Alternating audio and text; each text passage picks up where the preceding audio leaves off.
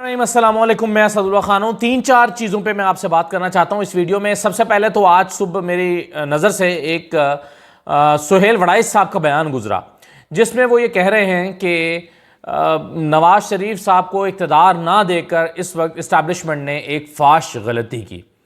पहले आप ये बयान सुन लें, फिर मैं इस पर अपनी राय देता हूँ कि मतलब सुहेल वड़ाइच साहब हमारे सीनियर्स में से हैं, लेकिन वो क्या कहना चाह रहे हैं, इस बयान का मतलब क्या है। और मुझे बड़ी हैरत हुई है इस बयान पर। जरा सुनिए सुहेल वड़ाइच साहब ने क्या कहा है।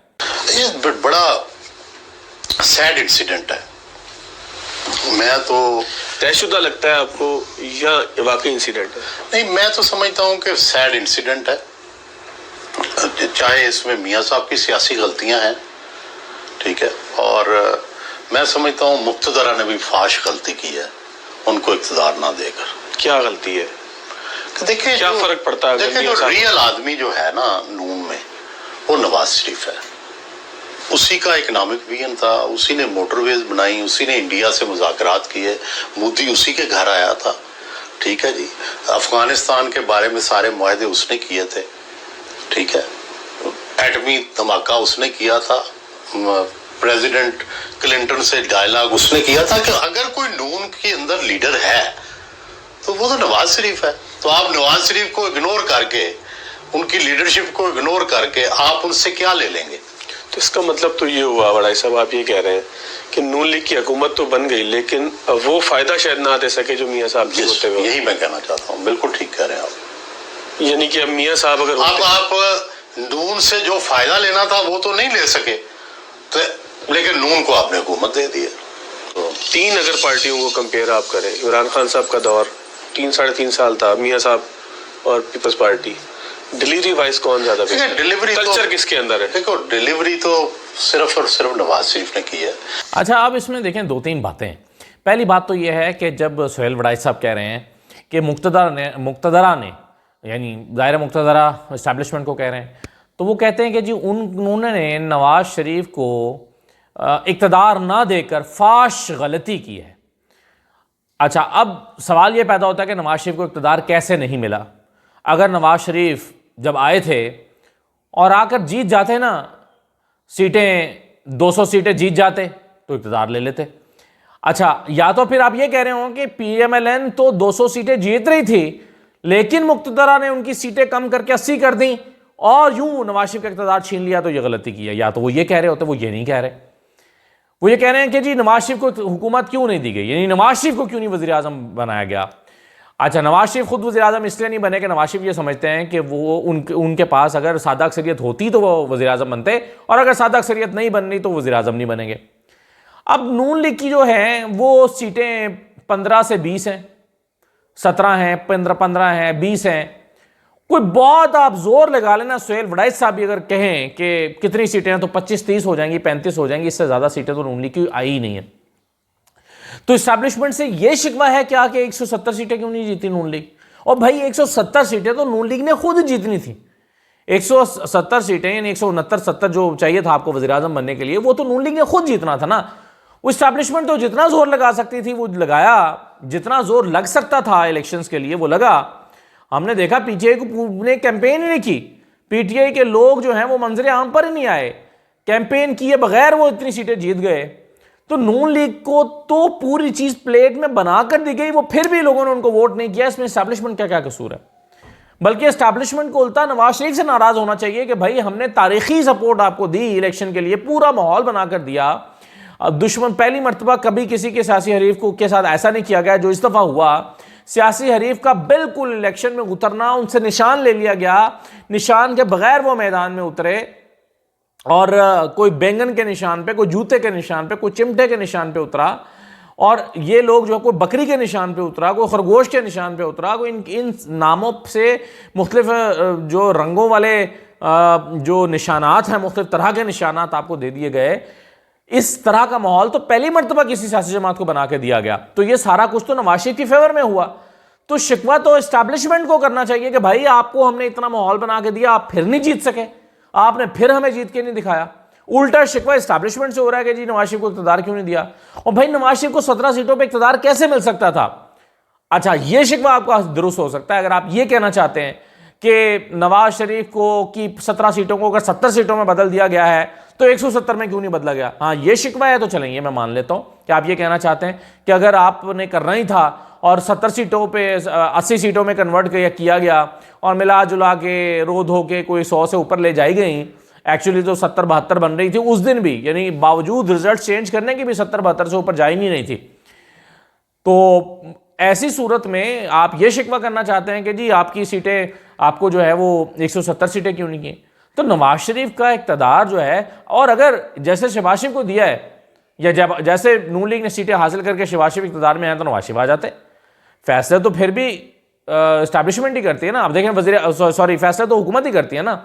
अभी एग्जीक्यूटिव जो है उसके पास सारी पावर्स हैं। मसलन शहबाज शरीफ इस वक्त जो है वो वज़ीर आज़म है। शहबाज शरीफ इकनॉमिक पॉलिसी बनाएंगे, शहबाज शरीफ वज़ीर ख़ारजा सऊदी अरब के वज़ीर ख़ारजा से मिलेंगे, शहबाज शरीफ हर फोरम पर जाएंगे, तकरीर करेंगे, अपनी पूरी पावर्स को एक्सरसाइज करेंगे। जैसे भी रिजल्ट हुआ, पावर्स तो उनके पास आ गई है ना, तो यही पावर्स नवाज शरीफ के पास भी आ जानी थी, बन जाते वज़ीर आज़म। किसने रोका था? ये फैसला तो नवाज शरीफ ने खुद किया है कि मैं वज़ीर आज़म नहीं बनता सादा अक्सरियत, वरना तो नवाज शरीफ बन जाते, कहते कि जी ठीक है मुझे सीटें तो 70-72 ही मिली हैं, 75 मिली हैं, लेकिन मैं ही वज़ीर आज़म बनूंगा, शहबाज शरीफ को नहीं बनाऊंगा, क्योंकि मुल्क को मसाइल से मैं ही निकाल सकता हूँ। और सुहेल वड़ाई साहब ये भी समझते हैं, खैर इससे तो मैं उन इख्तलाफ नहीं करता, उनकी राय है, वो समझते हैं कि सबसे अच्छा परफॉर्म ही नवाज शरीफ ने किया है। अगर नवाज शरीफ ने सबसे अच्छा परफॉर्म किया है तो मुल्क की तबाही का ज़िम्मेदार कौन है? कोई तो होगा ना, जिन्होंने 4-4 दफ़ा हुकूमतें की हैं वो नहीं है, कौन है फिर? मुल्क में इस वक्त ये जो हालात हैं आज, मुआशी हालात, इसका भी कौन जिम्मेदार? अगर सबसे अच्छी परफॉर्मेंस ही नवाज शरीफ की है तो इसकी जिम्मेदारी भी किसी पर डाले ना।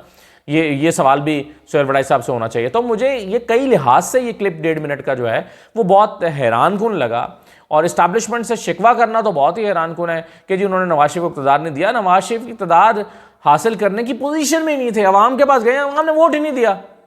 आप अवाम के पास गए हैं, लोगों ने आपको रिजेक्ट कर दिया। अब जब लोगों ने रिजेक्ट कर दिया तो बड़ा जोर लगा के थोड़ा सा खींच खांच के ऊपर लाया गया नून लीग की हुकूमत बनाने के लिए। अब नून लीग की हुकूमत तो बन गई, मगर नवाज शरीफ को सादा अक्सरियत चाहिए थी, वो नहीं मिली उनको, लोगों ने दी नहीं है। तो जब लोगों ने दी नहीं है तो शिकवा किसके साथ है? तो ये मैं इस क्लिप पर थोड़ी सी गुजारिशात करना चाहता था। दूसरा देखें, बाजौड़ और कोहाट का जो ज़िमनी इलेक्शन है ये क्यों इंपॉर्टेंट है? ये वैसे तो ज़िमनी इलेक्शन हो रहे हैं, सारे ज़िमनी इलेक्शन सारे 21-22 हल्के सारे इंपॉर्टेंट हैं, लेकिन ये कोहाट और का जो ज़िमनी इलेक्शन है ये इतना क्यों इंपॉर्टेंट है? देखें, पहली बात तो मैं आपको बता दूं, इनमें और बाकियों में फ़र्क ये है कि ये जो इलेक्शन है ये यहाँ पर इन 2 हल्कों में बाजौड़ और कोहाट में ये ज़िमनी इलेक्शन नहीं हो रहा। यानी बाजौड़ PK-22 बाजौड़ में जो इलेक्शन हो रहा है ये रेहान ज़ैब के कत्ल के बाद इलेक्शन मुलतवी हुआ था, और यहाँ पर जो है वो अब इलेक्शन होने जा रहा है। इसका मतलब है ये ज़िमनी इलेक्शन नहीं हो रहा, ये इलेक्शन जनरल इलेक्शन ही हो रहा है, यानी ये जनरल इलेक्शन ही है। अच्छा, इसी तरह से PK-91 कोहाट जो है यहाँ पर भी इस्मतुल्ला खान के इंतकाल की वजह से इलेक्शन हुआ। अब दाऊद शाह अफरीदी यहाँ से PTK इलेक्शन लड़ रहे हैं, तो ये इलेक्शन भी जनरल इलेक्शन हो रहा है, ये भी बाई इलेक्शन नहीं हो रहा। अब जब ये जनरल इलेक्शन हो रहा है और सुन्नी इत्तेहाद काउंसिल के टिकट पर ये लोग इलेक्शन लड़ रहे हैं, अगर ये इलेक्शन जीत जाते हैं तो सुन्नी इत्तेहाद काउंसिल की जनरल इलेक्शन के थ्रू पार्लियामेंट में और KP असेंबली में नुमाइंदगी हो जाएगी। KP असेंबली में PTI की नुमाइंदगी हो जाएगी और कौमी असेंबली में भी हो जाएगी, सुन्नी इत्तेहाद काउंसिल की। जब इनकी नुमाइंदगी हो जाएगी तो वो उज़र ख़त्म हो जाएगा कि तहरीक इंसाफ के आज़ाद उम्मीदवार सुन्नी इत्तेहाद काउंसिल में नहीं जा सकते। क्यों? और एतराज़ उस वक्त लगाया था कि सुन्नी इत्तेहाद काउंसिल में इसलिए नहीं जा सकते क्योंकि सुन्नी इत्तेहाद काउंसिल जो है उसकी तो पार्लियामेंट में कोई नुमाइंदगी नहीं है, और वो सुन्नी इत्तेहाद काउंसिल तो कोई इलेक्शन जनरल इलेक्शन जो है वो अपने प्लेटफॉर्म से लड़ी नहीं है। तो अब सुन्नी इत्तेहाद काउंसिल अपने प्लेटफॉर्म से इलेक्शन लड़ रही है। कोहाट का इलेक्शन, बाजौड़ का कौमी और सूबाई दोनों इलेक्शन, तो 2 सूबाई असेंबली और 1 कौमी असेंबली के जो हल्के हैं इनके इलेक्शन जनरल इलेक्शन हो रहे हैं और सुन्नी इत्तेहाद काउंसिल लड़ रही है। इसका मतलब है कि ये उज़र सुन्नी इत्तेहाद काउंसिल से ख़त्म हो जाएगा कि ये लोग जो हैं वो PTI के लोग इस पे नहीं जा सकते, आज़ाद उम्मीदवार जो हैं वो सुन्नी इत्तेहाद काउंसिल में नहीं जा सकते, अब जा सकेंगे। तो ये एक बहुत बड़ा एडवांटेज PTI को मिल जाएगा। और दूसरी बात यह है कि आधा उज़र वो भी ख़त्म हो जाएगा कि मखसूस नशस्तें नहीं मिल सकती क्योंकि सुन्नी इत्तेहाद काउंसिल की तो कोई नुमाइंदगी ही नहीं है पार्लियामेंट में। तो चूंकि सुन्नी इत्तेहाद काउंसिल की नुमाइंदगी नहीं है और ये अपने प्लेटफॉर्म से इलेक्शन ही नहीं लड़े, तो इसलिए इनको मखसूस नशस्तें भी नहीं मिल सकती, ये उज़र भी खत्म हो जाएगा। हाँ, ये उज़र बरकरार रखा जाएगा फिर भी कि जी इन्होंने अपनी जो तरजीही फहरिस्त है या प्रायोरिटी लिस्ट है वो क्यों जमा नहीं कराई हुई है। चूंकि सुन्नी इत्तेहाद काउंसिल ने वो जमा नहीं कराई, इसलिए इनको जो है वो नहीं मिल सकता, मखसूस नशस्तें नहीं मिल सकती। ये एतराज़ तो शायद बरकरार है, लेकिन दो एतराज़ ख़त्म हो जाएंगे। इसलिए जो आइंदा ज़िमनी इलेक्शन होने जा रहे हैं, इनमें कोहाट और भाजोड़ का इलेक्शन बहुत इंपॉर्टेंट है। इसलिए इंपॉर्टेंट है कि वहाँ पर जनरल इलेक्शन हो रहा है, वहाँ बाई इलेक्शन नहीं हो रहा। वो इलेक्शन पहले हुआ ही नहीं था, इसलिए इनको जनरल इलेक्शन कंसिडर किया जाएगा। और अब अगर सुन्नी इत्तेहाद काउंसिल जीत के असेंबली में आती है तो फिर ये नहीं कहा जाएगा कि सुन्नी इत्तेहाद काउंसिल की तो पार्लियामेंट के अंदर रिप्रेजेंटेशन नहीं है। सुन्नी इत्तेहाद काउंसिल की अपनी रिप्रेजेंटेशन हो जाएगी, प्लस आज़ाद उम्मीदवार जो है, अब मुझे नहीं पता 3 दिन का वक्त होता है, अब तो वो इनको आज़ाद डिक्लेयर कर दिया कि आप जा सकते हैं नहीं, लेकिन अदालत के पास बहरहाल इंटरप्रिटेशन के लिए ज़रूर जाया जा सकता है कि भाई इस सिचुएशन में क्या करें, और इसकी उसूली तौर पर फेवर जो है वो मिलनी चाहिए। अच्छा जनाब, नवाज शरीफ साहब कहते हैं, मरीम साहबा ने बताया ये कि नवाज शरीफ साहब कहते हैं कि हमसाये से हमने लड़ाई नहीं करनी, दिलों के दरवाजे खोलो। ये जो बैसाखी मेला और सिख यात्री आए हुए हैं उनसे खिताब करते हुए मरीम साहबा ने फरमाया कि नवाज शरीफ कहते हैं कि हमने हमसायों से लड़ना नहीं है, हमसाये से हमने लड़ना नहीं है, दिल के दरवाजे खोलने हैं। ये पॉलिसी जो है वो नवाज शरीफ साहब ने जब आए थे पाकिस्तान तो मीनार पाकिस्तान पर खड़े होकर भी बयान कर दी थी, और ये पॉलिसी अभी उनके संधी और वज़ीर ख़ारिजा इसहाक डार साहब ने भी बयान कर दी जब लंदन में जाकर उन्होंने बयान दिया कि हम इंडिया के साथ ट्रेड चाहते हैं। लेकिन आगे से इंडिया ने क्या किया, इंडिया ने जवाब में बयान दिया कि पाकिस्तान को घुस के मारेंगे, घर में घुस के मारेंगे। और अभी आमिर तांबा को जो कत्ल किया गया है या ज़ख्मी किया गया है, उनके बारे में पहले खबर आई वो ज़ख्मी है, फिर खबर आई कि वो कत्ल कर दिए गए हैं, जंग और दी न्यूज़ ने लगाया, फिर पता चला कि नहीं वो अभी ज़ख्मी हैं। बहरहाल जो कुछ भी हुआ उस पर अब मोहसिन नकवी साहब कहते हैं कि इसमें इंडिया का हाथ है, इंडिया के मुलव्वस होने के शवाहिद मिले हैं।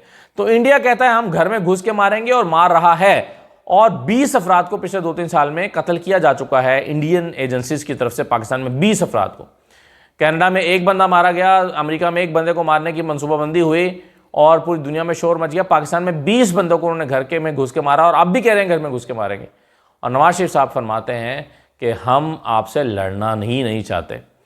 तो बिल्कुल सही है, लड़ाई तो किसी मसले का हल नहीं है, मैं भी इस बात का हामी हूँ, ट्रेड का भी हामी हूँ, ट्रेड भी होनी चाहिए, लेकिन बराबरी की सतह पे होनी चाहिए। ये तो नहीं है कि दूसरा कहे कि हम आपको घर में घुस के मारेंगे और आप कहेंगे नहीं मार लो बेशक, लेकिन हम ट्रेड करेंगे, हम आपसे लड़ाई नहीं चाहते। तो किसी तरीके से इस सिचुएशन को, इस मसले को हैंडल करना पड़ेगा ना। तो अभी भी यानी पिछले दिनों में जो बयान आया, मुझे मरीम नवाज़ का बयान से दिखा देना उन्होंने कहा हो कि घर में घुस के मारने के बयान की हम बड़ी शदीद मजम्मत करते हैं। कहा है मरीम नवाज़ ने, नवाज शरीफ साहब ने कहा है कि इंडिया ने जो बयान दिया कि हम पाकिस्तानियों को घर में घुस के मारेंगे, हम इस बयान की सख्त मजम्मत करते हैं, नहीं कहा। इस बयान के बाद भी उल्टा कह रहे हैं कि हम तो आपसे लड़ना नहीं चाहते, हम हमसाये के साथ दिल कुशादा करना चाहते हैं। तो भाई दिल कुशादा करें ज़रूर, लेकिन उनको भी तो उनकी मजम्मत भी तो करें उनके बयान की, और कहें कि वो गलत बात कर रहे हैं। इतना ही तो हौसला, थोड़ी सी जुर्रत तो पैदा करें। आखिरी बात यह कि आज एक सवाल हुआ ओन चौधरी साहब से, और उनसे पूछा गया कि IPP का क्या मुस्तकबिल है, और जो हाशिम डोगर साहब ने बयान दिया कि जी ये एक गलती थी और ये मिस एडवेंचर था और ये जो पार्टी बनाई गई, तो ओन चौधरी साहब ने इसका क्या जवाब दिया, सुने ज़रा। डोगर साहब कह रहे हैं कि IPP एक नाकाम प्रोजेक्ट था।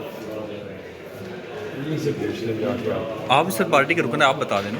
मैं इसमें कोई कमेंट नहीं देता। सर IPP का वैसे मुस्तकबिल आप क्या देख रहे हैं? अभी फॉर्म नहीं है, अच्छे फॉर्म में बात करेंगे आपसे इंशाल्लाह। ओके। अब ओन चौधरी साहब कह रहे हैं कि जी ये उन्हीं से जाके पूछें। पहली बात तो ये है, वो ये नहीं कह रहे कि नहीं ऐसी कोई बात नहीं है, IPP को का बनाना बिल्कुल गलती नहीं थी, इसका बड़ा रोशन मुस्तकबिल है, IPP बड़ा ज़बरदस्त काम करेगी और देखिएगा कि आने वाले दिनों में जनाब इसकी स्ट्रगल और बढ़ेगी। ये नहीं कहा उन्होंने, वो कह रहे हैं उन्हीं से जाके पूछें। फिर उनसे दोहरा के पूछा गया कि आप बता दें, तो उन्होंने कहा कि जी मैं अभी किसी मुनासिब फोरम पे बात करूंगा, यानी उसका जवाब ही उन्होंने दिया। एक तो वो घबराए हुए लग रहे हैं क्योंकि उनको पता है कि वो शदीद हारे हुए। पिल डैड भी उनके बारे में कह चुकी है कि 56,000 वोट इनके बढ़ा दिए गए और सलमान राजा को 43,000 वोटों से हरा दिया गया। ये पिल डैड ने भी अपनी रिपोर्ट दे दिया, अहमद बिलाल महबूब ने भी कह दिया हुआ है। और 56,000 भी उन्होंने बड़ी रू रियायत करके दिया है। मैं तो हैरान हूँ, 1 लाख से ज़्यादा वोटों का मार्जिन होना चाहिए था यहाँ पे। तो ऐसे में ओन चौधरी साहब जो कि पहले ही घबराए हुए हैं, पार्लियामेंट के अंदर आकर उनसे फिर आड़े तिरछे सवाल होंगे तो वो बेचारे क्या जवाब देंगे। यही हुआ कि वो जान छुड़ाकर भाग गए और भागने में आफियत जानी। इजाज़त दीजिए, अल्लाह हाफ़िज़।